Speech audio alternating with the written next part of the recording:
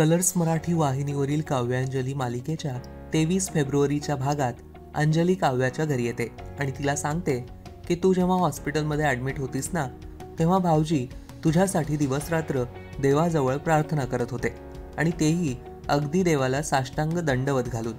हे ऐकून काव्याला खूप भरून येतं. मग अंजली पुढे बोलते, अगं ते आता एवढे चांगले वागायला लागले असताना तू मात्र त्यांच्यावर नाराज आहेस.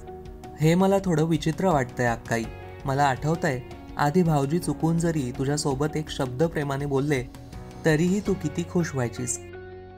तेवढ्यात मग जोगतीनबाई काव्याच्या घरी येते आणि सांगते की मी तुमच्यासाठी देवीच्या चरणी वाहिलेला धागा आणलाय. हा धागा सगळ्या संकटांपासून तुमचं रक्षण करेल. तो धागा पाहून दोघी बहिणी खूप खुश होतात.